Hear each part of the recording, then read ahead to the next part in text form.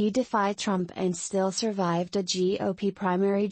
On Tuesday, Representative Dusty Johnson, R-S.D., defeated his GOP challenger to win the Republican nomination in South Dakota's at-large district. Having previously crossed Trump, he's one of the Republicans to put a finer point on the limitations of Trump's influence over the GOP.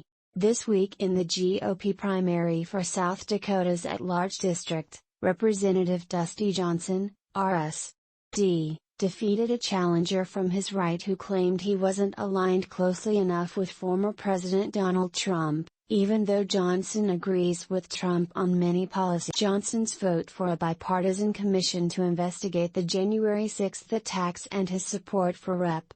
Liz Cheney, Republican Wyoming, to remain in House leadership was cited as proof he is not an ally of the former president. Johnson also faced more than $500,000 in spending against him from Drain the D.C. Swamp PAC. He tells Ryan Lizza that South Dakotans like Trump, but they also like Dusty Johnson. Find out how he overcame the challenges faced from defying Trump and how he survived to win the Republican nomination on this week's episode of Playbook Deep Dive. And whether Johnson feels his votes to certify the 2020 election or to establish the Jan. 6 committee were the reason he faced a challenger in the GOP primary. Kristi Noem had a primary challenger. John Thune had a primary challenger. These primary challenges are just now sort of baked in as inevitable.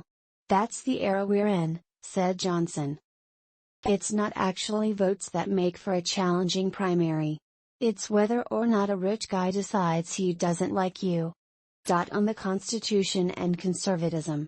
I'm a believer in the Constitution, even when it's politically uncomfortable for me. Certifying the results of the 2020 election was not a tough call for me, Johnson said. I know some people might say, oh, he's not a conservative because he voted to certify the 2020 election. Well, I'm sorry, I think conservatives have adherence to the Constitution, even when it means their guy is disadvantaged by the Constitution. When he thinks back on that January 6th, one emotion still resonates.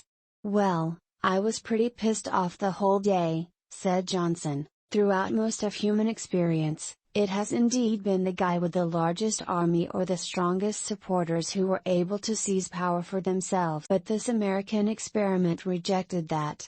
We don't believe that might makes right in this country.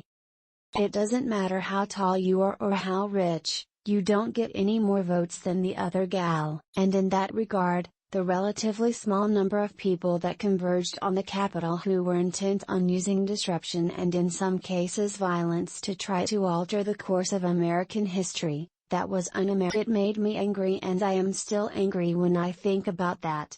On having to shelter in place as rioters breached the Capitol building. This was not a drill, he recalled. A staff member, a co-worker of mine, mentioned that they were scared for their lives. I said, I just want to let you know, if anybody gets here to hurt us, they're not going to get to you until they get through me. And so, we found things that could be used as weapons. Johnson's reasoning for not voting to impeach President Trump after Jan. 6. I think the question where I tactically probably deviate is, I want to actually pull levers and push buttons that work, said Johnson. I rejected impeachment. Anybody who said impeachment is something we have to do to heal this country, they were wrong. Donald Trump was impeached. Does anybody actually think that that has made America more functional? Does anybody actually think that that impeachment vote has quieted the more extreme voices on the far right and the far left? That impeachment vote made the Johnson's advice for other Republicans who find themselves facing MAGA candidates in primaries. I don't think there's any secret to it. All 435 of us took an oath to the Constitution. I think you've got to make good on your oath. There are going to be times those votes cause you political discomfort. Don't run away from them, but don't run away from the electorate either.